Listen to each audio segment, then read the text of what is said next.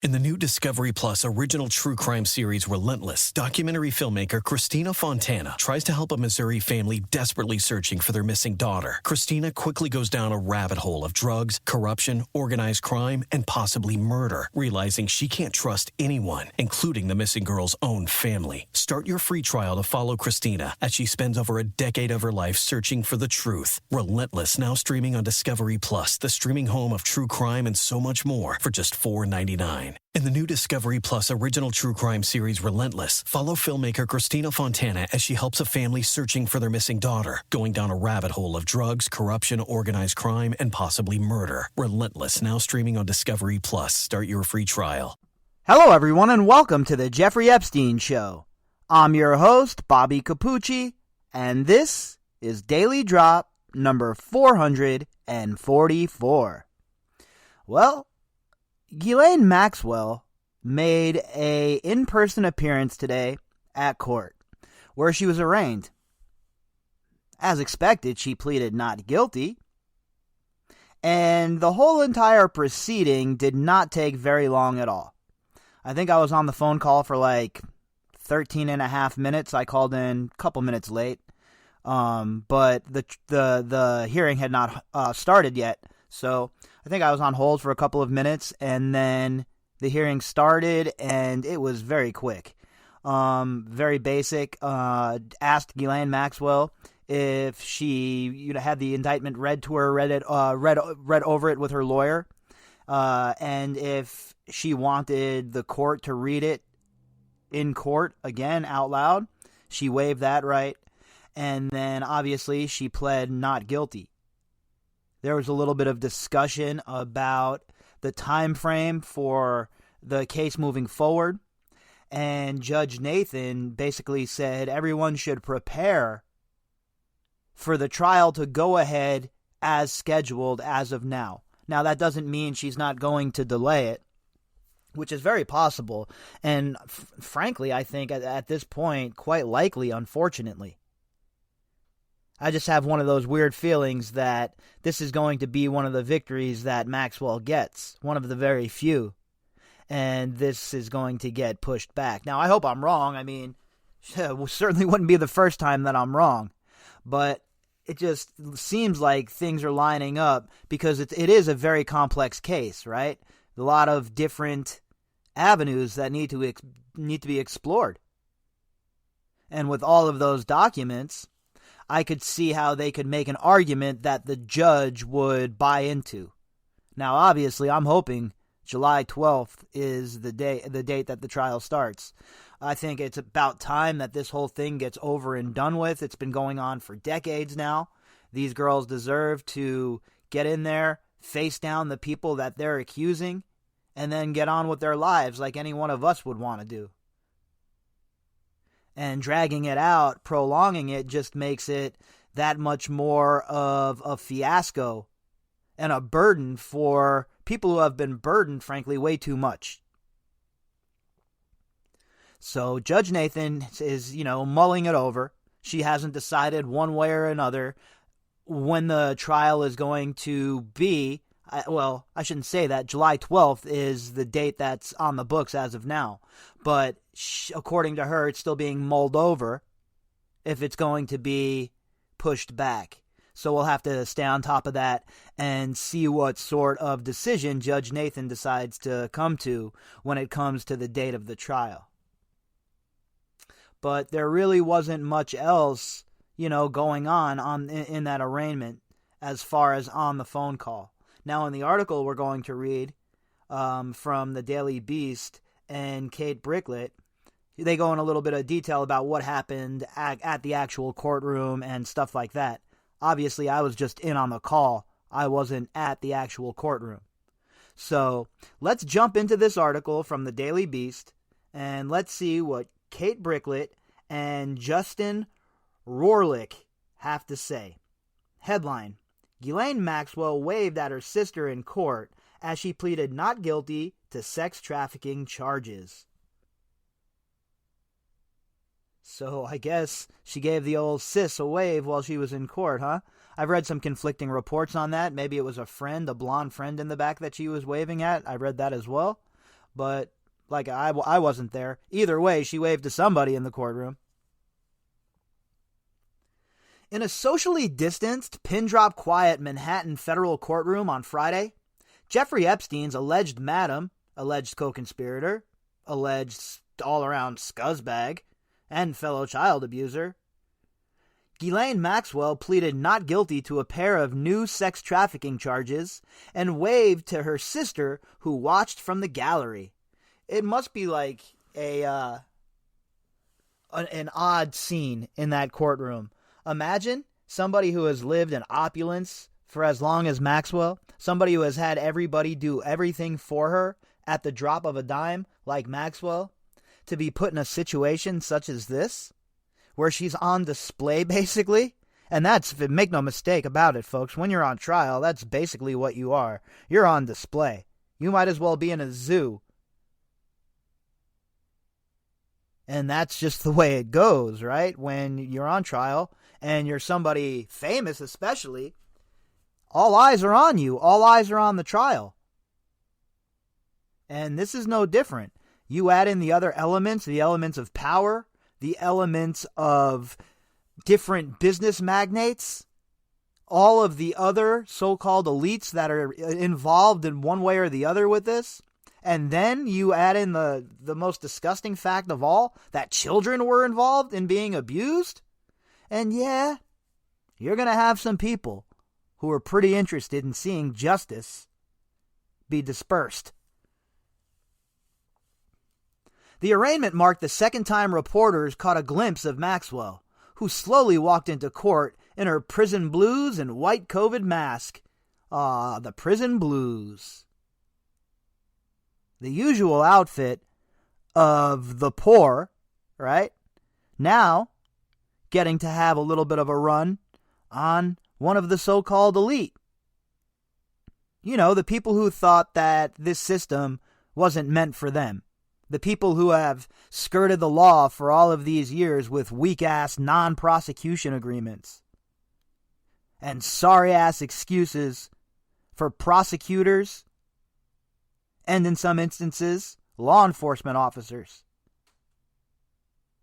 So, now that the shoe's on the other foot, and the justice train has finally left the station and caught up, well, how do they fit, Ghislaine?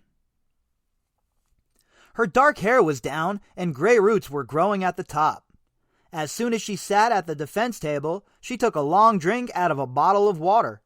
Well, I guess she's not going bald. That would have been the first thing people were talking about, right? Oh, Maxwell's bald. She's really looking rough. Oh, she's frail? Well, yeah, she's 59 years old and she's in custody. I'm pretty sure she's going to look frail. Again, being in jail is not supposed to be fun, and they're right. Maxwell's people are right when they say this. I do not wish it on my worst enemy. There's nothing funny or cool or anything about having to go to prison. And if you don't know anybody who has ever been to prison, who has ever done real time, don't worry. Very soon we're going to be talking to some people who have done real time. And they're going to tell you their stories about how they were treated by the justice system. I have a couple of my friends who have done a significant bid in one case, a pretty long time, and they're going to come on to my new podcast when we're talking about the war on drugs, and they're going to come correct and come clean about what prison is really like when you don't have big dough. And you'll see the stark difference, folks. Reporters waited hours to spot Maxwell in what was only a minutes-long hearing. Yeah, like I was saying, it was very short. Very short, very to the point. In fact, I listened to it in my car. I had some errands to run, so I had my laptop with me thinking that I was going to have to take notes maybe, but it was very short, and honestly, I didn't even need to take notes. So it was nothing too crazy, nothing too wild. I mean, the environment was pretty wild, I'm sure, with Maxwell being there the first time, her family there, and even an accuser showing up at court as well. We're going to get to that in this article, I'm sure. Before the arraignment began, a woman who appeared to be Ghislaine Maxwell's sister, Isabel Maxwell, was whisked into the courtroom wearing a black beret, tinted shades, mask, and coat. She took notes on a small notepad once she took her seat. Yeah, I highly doubt she was taking notes. What kind of notes could you possibly take from this arraignment? Doing some scribbling maybe? Drawing some stick figures? Are you playing hangman over there? So I don't know what kind of notes you could possibly take, but okay. And I saw a picture, I think it was in the Daily Mail. I read an article about this over at the Daily Mail, and I believe that's where the picture was. But a picture of Isabel Maxwell just dressed up like, like she's wearing a burqa almost. Everything completely covered, all of it, trying to slide under the radar. Judge Allison Nathan asked Maxwell if she read the indictment and if she had time to review it with her attorney. "Yes, Your Honor," Maxwell replied softly. Her lawyer, Bobby Sternheim, then confirmed Maxwell pleaded not guilty. So we got to hear Maxwell talk just a couple of times. Then when she was asked if she read the indictment with her attorney, "Yes, Your Honor," and then she pleaded not guilty. And I believe she only spoke twice. After a discussion about discovery timelines in the case, the hearing was over. Maxwell, who appeared slim but not in poor health as her lawyers have charged, looked to Isabel, tapped below her eye, and waved before she was slowly led away. And of course she's not in the shape that her lawyers said she was in. Come on. That's a bunch of BS. They're under the microscope as well. Do you think these guys are going to do anything that's going to jeopardize not only their careers, but their freedom at this point? I bet you that the protocols that are being followed in this whole entire situation, as far as her health and everything, are way above board. Way above board. Like I said, I have news for you. Nobody was checking in on my friend. Nobody cared about him being on the main line, general population in a serious prison. Nobody gave a shit about that. But Maxwell, you got the computer, 3-4 bail attempts, appeal, got a website set up for her. Yeah, and she's being treated wrongly. Right. Meanwhile, Nathan told the courtroom she was still mulling whether to adjourn Maxwell's trial until next year, but instructed the defense and prosecution, for now, to plan for the scheduled July trial date. And that's what we're all going on, right? That's what I have all of my plans based on for sure. I'm flying in for the trial, and everything that I have locked in is based on this date. If it gets moved back, especially moved back into like next year, man, I doubt I'll be able to go in for the whole month. A couple weeks for sure, but a whole month next year, I just don't have the. Maybe, I won't say I can't for sure, but it's hard for me to make that commitment all the way into next year, considering the world's opening back up and stuff like that. I'm gonna have other responsibilities soon as well. But no matter what, even if it gets moved back, I'll be flying in at least for 2 weeks for the end portion of the case, sentencing and all of that stuff. That's if it gets moved back. As of now, my plan is to go in for the whole month, basically, and go in from start to finish and, follow it from in the city, on the ground, closer to where the action is, and so I don't have to rely on anybody else. Also in the gallery were lawyers Sigrid McCauley and David Boyes, who represent more than a dozen Epstein survivors. An accuser named Danielle Bensky sat with them to see the proceeding, though she is not a minor victim in the Maxwell case. After the arraignment, Boyes told reporters it's important for survivors to have the opportunity to show the court how important this prosecution is to them. And I think that is a big deal, right? It is important. I think that these girls that want to go and face Maxwell, even if they're not the ones who are being talked about in the prosecution itself, I think that they should have the right to do that. We've seen that at the Harvey Weinstein case, and I don't think it should be any different here.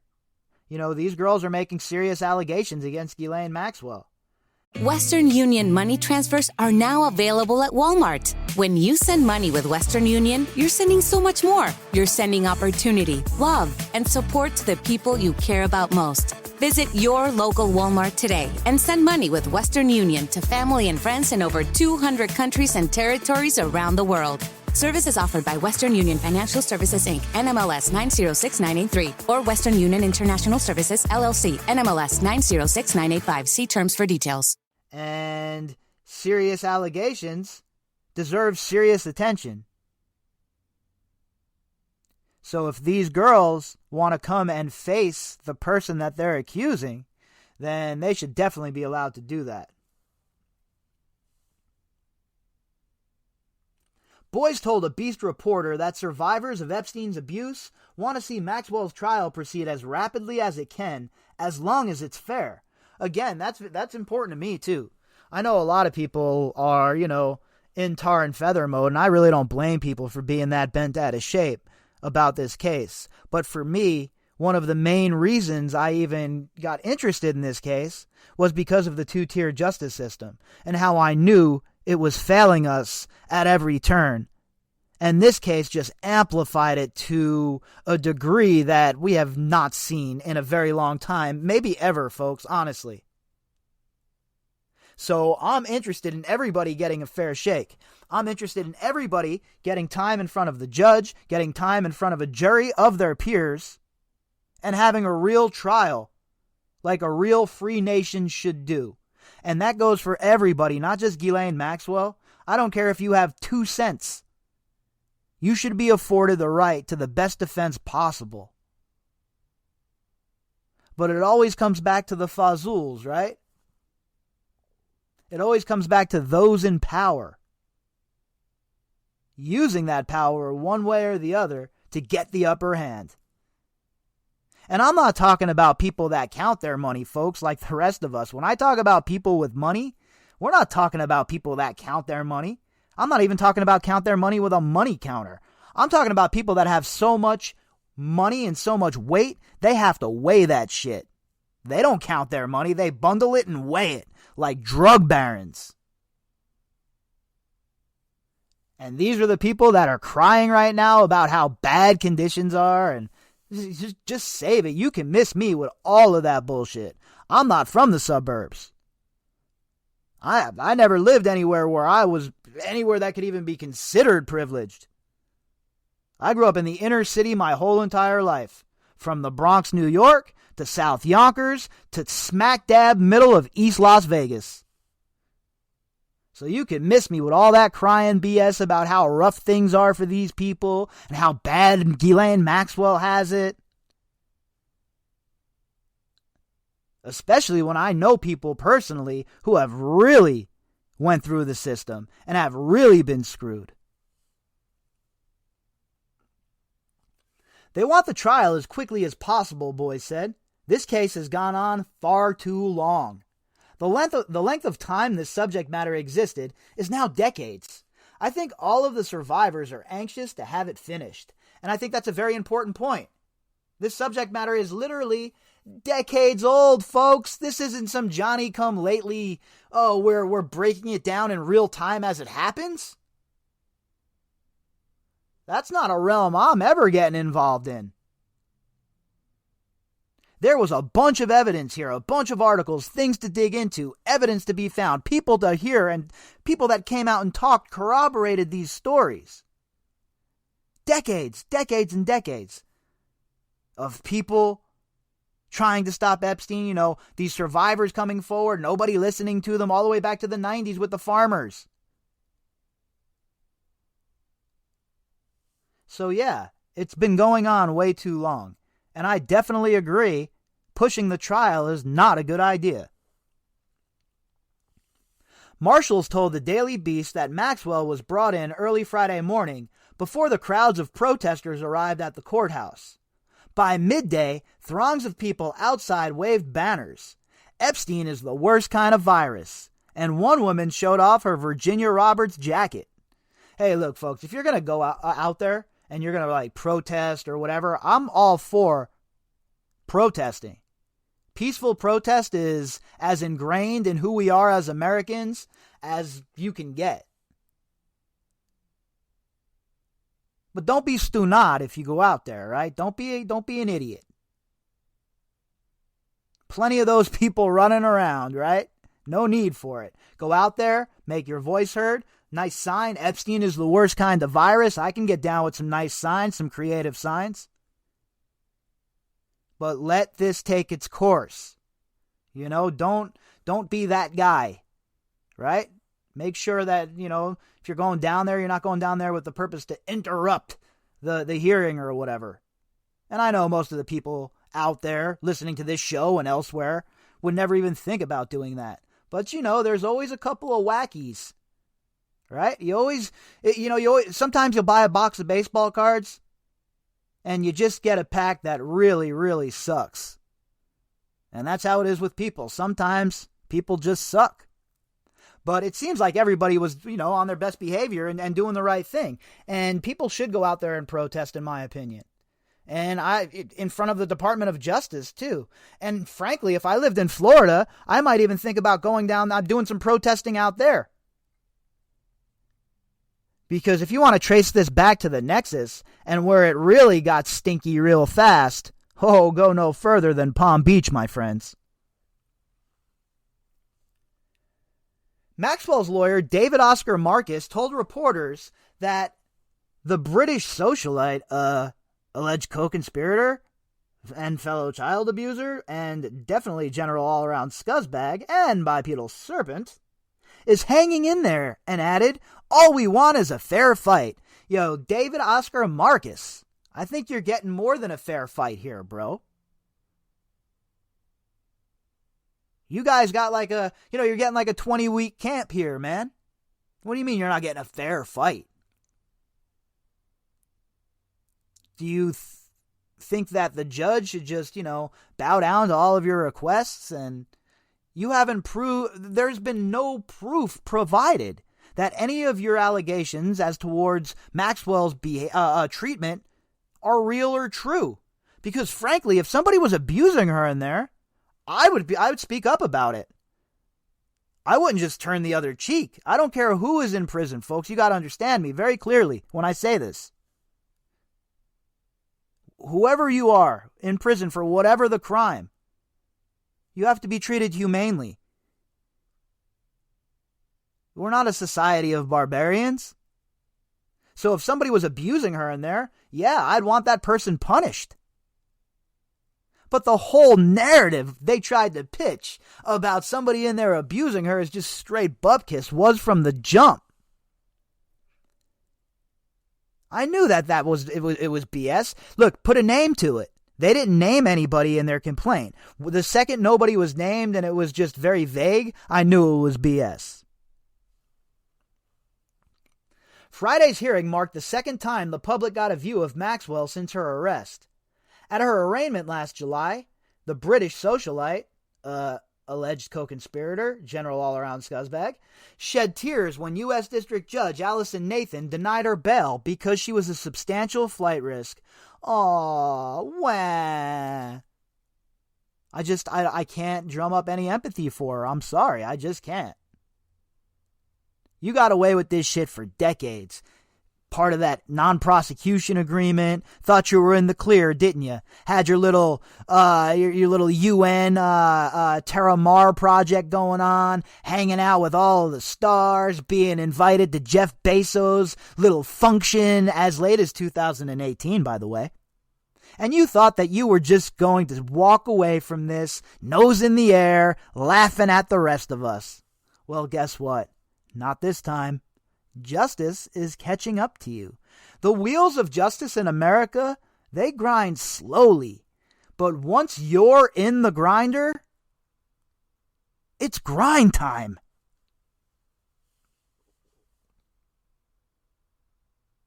Since then, Maxwell's lawyers have pushed for her release from Brooklyn's Metropolitan Detention Center, where they claim she's withering to a shell of her former self, forced to drink foul tap water, and was once allegedly manhandled by a guard. Literally none of that's true. And while I've never been in that prison, and I can't vouch for the pipe situation in there, I know the tap water of New York is perfectly fine and good to drink. Every time I'm in New York, I have to remind myself not to buy bottled water, like here in Nevada, where they tested nuclear bombs.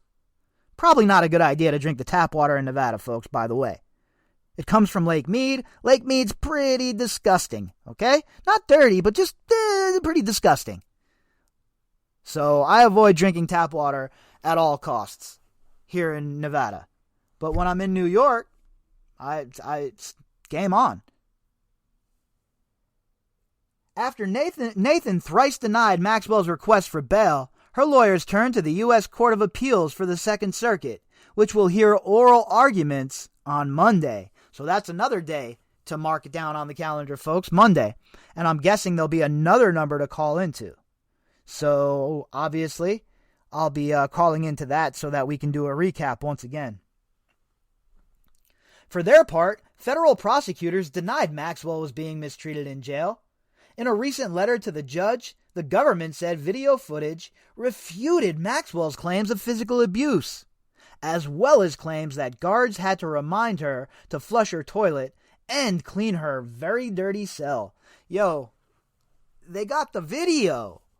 You know how you used to have the video, Ghislaine? How you guys had the whole house videoed up so that you could get your compromise?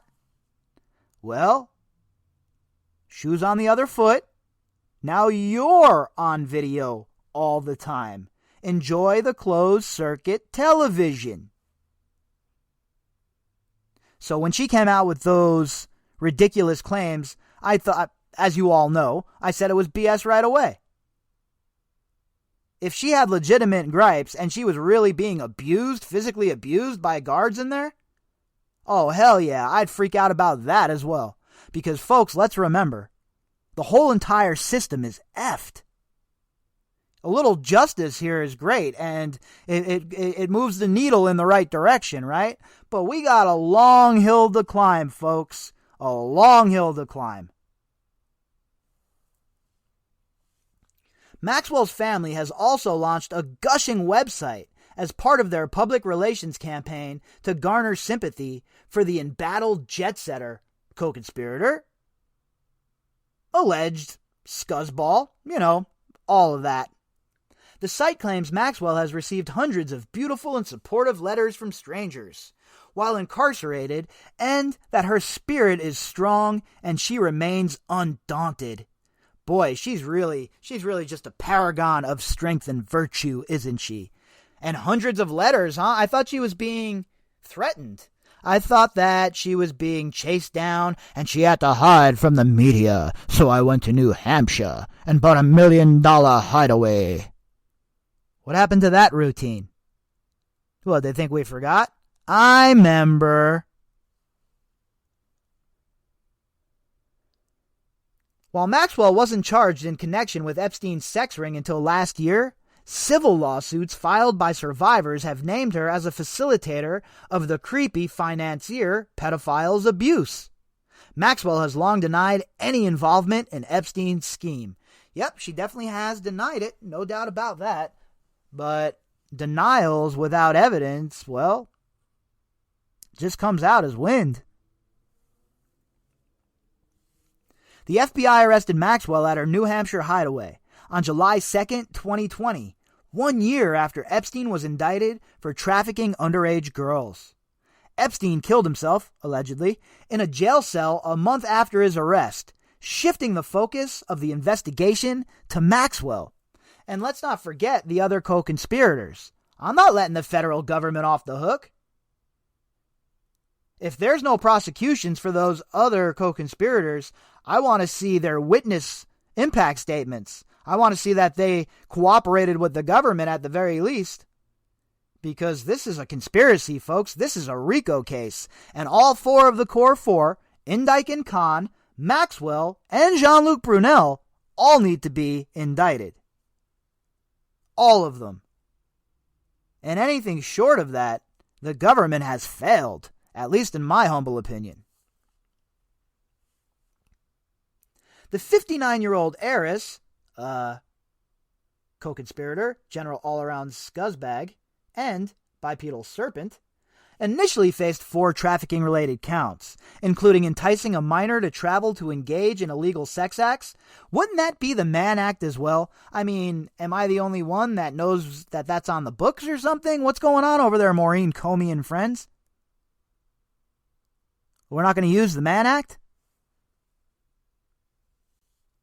And 2 counts of perjury stemming from her 2016 deposition in a civil suit filed by Virginia Roberts, who alleges Epstein and Maxwell exploited her and kept her as their sex slave for years.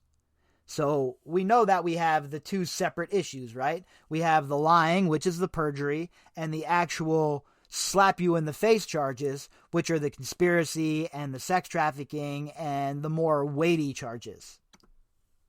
According to the original indictment, Maxwell groomed 3 girls as young as 14 for Epstein between 1994 and 1997. It still disgusts me every single time I have to read that. It's disgusting. How could these people engage in this sort of behavior? She allegedly befriended the victims, survivors, and facilitated their abuse at Epstein's mansions in New York, Florida, and New Mexico, and her London townhouse. Having developed a rapport with a survivor, the indictment states, Maxwell would try to normalize sexual abuse for a minor survivor by, among other things, discussing sexual topics, undressing in front of the survivor, being present when a minor survivor was undressed, and or being present for sex acts involving the minor and Epstein. I mean, really?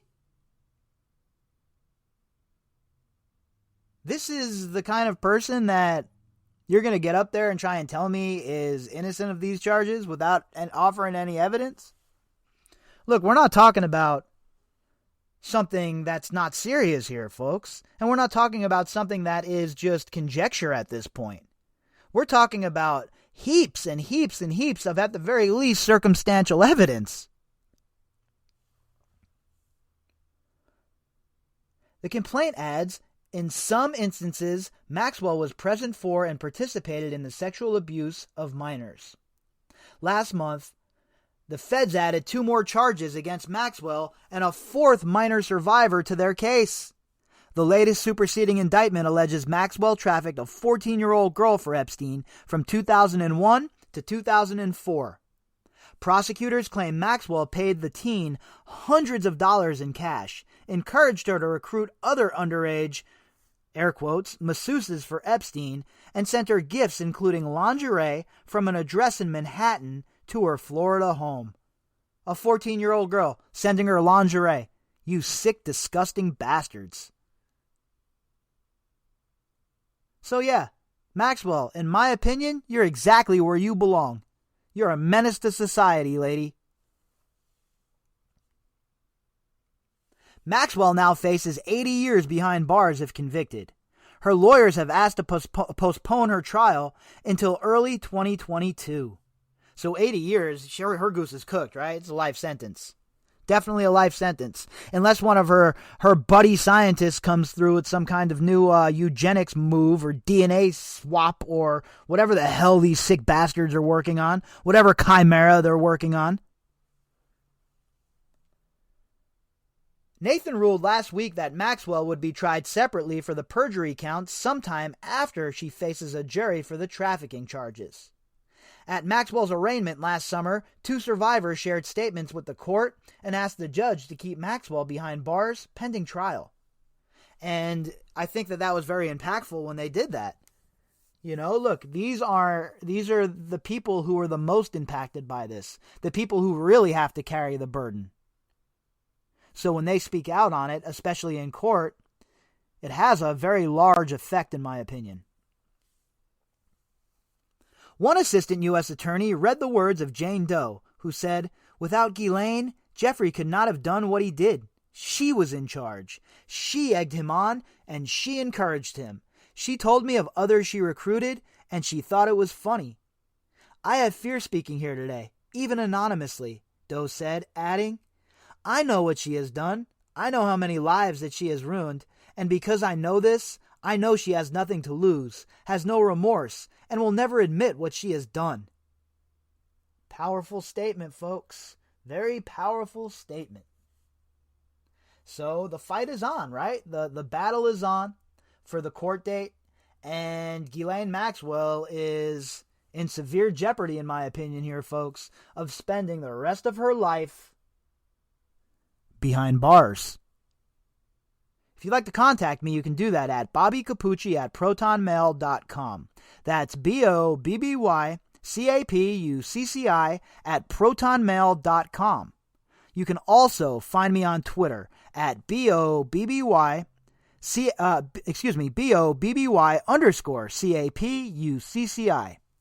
All of the links that go with this episode can be found in the description box. All right, folks, I will be back tomorrow morning, and we'll try and sort out whatever sort of mess is staring us in the face. Have a great night tonight, everyone. And remember, if you're going out tonight, going out, having some drinks, having a smoke, whatever it is, depending on where you live, do it responsibly, all right? I want to make sure all of you are here tomorrow for the show. So, folks, have a great night, and I will talk to you all tomorrow. Peacock fuels your true crime obsession with exclusive new originals. John Wayne Gacy, Devil in Disguise. Clowns can get away with murder. And Epstein's shadow, Ghislaine Maxwell. She inherited Jeffrey Epstein's secrets. Plus the most bingeable crime series, Snapped. Sign up now at peacocktv.com. Western Union money transfers are now available at Walmart. When you send money with Western Union, you're sending so much more. You're sending opportunity, love, and support to the people you care about most. Visit your local Walmart today and send money with Western Union to family and friends in over 200 countries and territories around the world. Services offered by Western Union Financial Services, Inc., NMLS 906983, or Western Union International Services, LLC, NMLS 906985. See terms for details.